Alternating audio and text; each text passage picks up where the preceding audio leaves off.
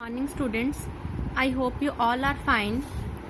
Now today we will start with the question answers of chapter 11 of physics, that is force and pressure.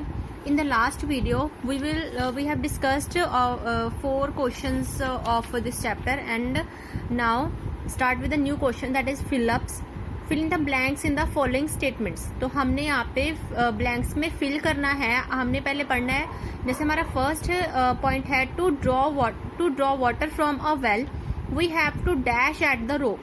अगर हम किसी well means कुएं में से हम कोई भी पानी निकालते हैं, जैसे आपने देखा होगा कि हम वेल में से पानी निकालते तो रोप को हम क्या करते हैं, ऊपर की तरफ पुल करते हैं. पुल करके मतलब उसे ऊपर की तरफ खींचते हैं ताकि वो पानी का जो वाटर जो है उस जो कंटेनर में भरा हुआ है वो ऊपर आ जाए. तो यहाँ पे क्या आएगा, पुल. हम रोप को क्या करते हैं, पुल करते हैं. So second is a charged body attract dash and uncharged towards it. कोई भी चार्ज्ड बॉडी है, हमने जो पढ़ा था कि जो इलेक्ट्रोस्टैटिक फोर्स के बारे में पढ़ा था, जो नॉन कंटैक्ट फोर्स है, तो उसमें हमने देखा था कि जो चार्ज्ड बॉडी होती है वो जो अनचार्ज्ड बॉडी को, जो बॉडी अनचार्ज्ड होती है उसे अपनी तरफ क्या करती है, अट्रैक्ट करती है, उसे अपनी तरफ खींचती है. तो यहाँ पे क्या आएगा, अट्रैक्ट, अपनी तरफ खींचना. So third is to move a loaded trolley we have to dash it. कोई भी लोडेड ट्रॉली है, जैसे हम कह रहे थे वुडन बॉक्स है, उसे हमने मतलब किसी दूसरी प्लेस पर लेके जाना है, जैसे इस साइड से दूसरी साइड, इस साइड पे लेके जाना है. तो हम उसे क्या करेंगे, उस पर फोर्स अप्लाई करेंगे. तो उसे हम क्या करेंगे, पुश करेंगे ताकि वो वहां इस प्लेस से यहाँ तक मूव हो सके. तो यहाँ पे क्या आएगा, push. So the last is the north pole of a magnet dash the north pole of another magnet. तो हमने पढ़ा था कि आपने 6th क्लास में भी पढ़ा हुआ है, जो लाइक पोल्स होते हैं किसी भी मैग्नेट के, वो क्या करते हैं, रिपेल करते हैं. तो नॉर्थ पोल को क्या करेगा, रिपेल करेगा.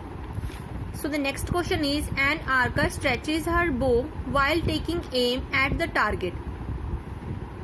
कोई आर्कर है, कोई भी मतलब कि क्या कर रहा है, वो अपने जो बो को है उसे स्ट्रेच कर रहा है. जैसे हम देखते हैं ना, धनुष कोई भी जो लगाता है, निशाना लगाता है, तो वो क्या करता है, अपने धनुष को खींचता है, पहले उस पे वो जो एरो लगा के खींचता है. तो she then release the arrow which begins to move toward the target. तो जब वो ऐसे खींच के उसे छोड़ता, जब रिलीज कर देता है, तो वो एरो क्या करता है, उस टारगेट की तरफ मूव होना, उस टारगेट की तरफ बढ़ना शुरू हो जाता है. Based on this information, fill up the gaps in the following statements using the following terms. तो हमें ये इन्फॉर्मेशन हमें दी हुई है, हमने इस इन्फॉर्मेशन के बेस पे जो हमें ये नीचे दिए हुए हैं, इसके फिलअप्स दिए, हमने उसे फिल करना है. जैसे first is to stretch the bow the archer applies a force that cause a change in its dash.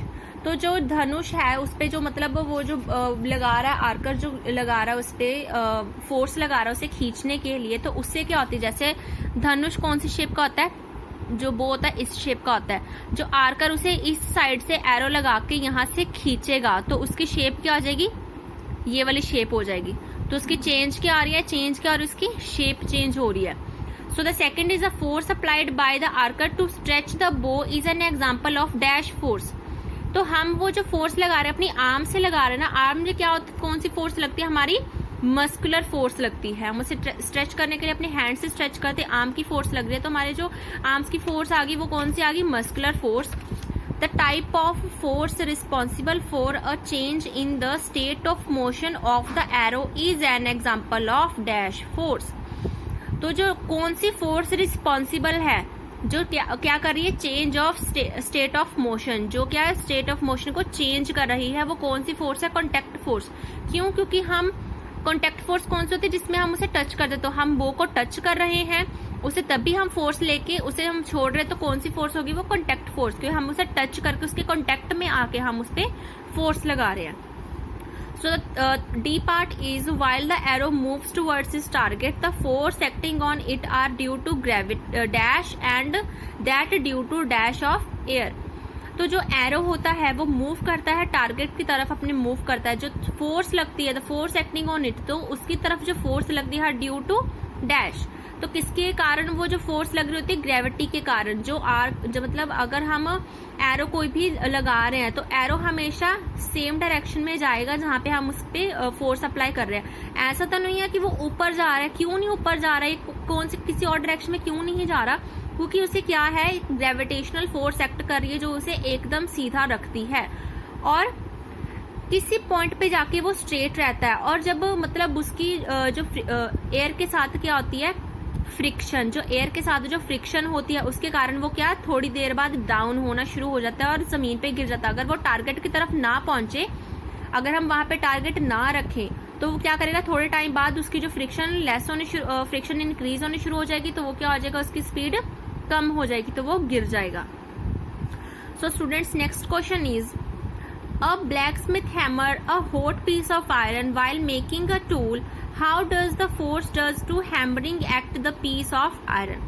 कोई भी हैमर जो ब्लैकस्मिथ हैमर है तो उसे हम हॉट पीस ऑफ आयरन, जैसे हम कोई भी हॉट पीस ऑफ कोई भी छोटा सा पीस है आयरन का, बहुत गर्म है, वो हॉट है, तो उस पर हम जब हैमरिंग करते हैं किसी कोई टूल बनाने के लिए, जैसे हम कोई नेल बना रहे हैं, ठीक है ना, तो हम उसे हैमरिंग करते हैं। How does the force due to hammering affect the piece of iron? तो उससे जो फोर्स लग रही होती है उससे कैसे अफेक्ट करती है आयरन को? तो इसका आंसर है the blacksmith hammer at hot piece of iron while making a tool, the force due to hammering caused the change in the shape of the iron and iron can be moduled in the shape of the required tool. तो हम क्या करते हैं, कोई भी जैसे हम normally कोई आयरन का पीस है, वो मतलब अभी नॉर्मल जो रूम टेम्परेचर पे ही है वो, तो हम उस पे आयरन हम मारते हैं, तो क्या है, उसकी जो शेप है वो चेंज तो होगी, बट वो उस टाइप की चेंज नहीं होगी जैसा हम चाहते हैं, थोड़ी सी चेंज होगी। अगर वो पीस ऑफ आयरन बहुत हॉट है, बहुत ही ज्यादा गर्म है, अगर उस पे हम हैमरिंग करेंगे तो क्या होगा, तो हम जैसी शेप चाहते हैं वैसे ही उस पे क्या हो जाएगी, वो उस शेप में चेंज हो जाएगी। तो इन्होंने हमें पूछा गया था how does a force due to, जो हम फोर्स लगा रहे हैं तो उस पे क्या इफेक्ट हो रहा है पीस ऑफ आयरन पे, तो क्या हो जाएगा, पीस ऑफ आयरन की क्या हो जाएगी, शेप चेंज हो जाएगी और जैसी हम जिस शेप पे चाहते हैं उसी तरह वो रिक्वायर्ड टूल बन जाएगा।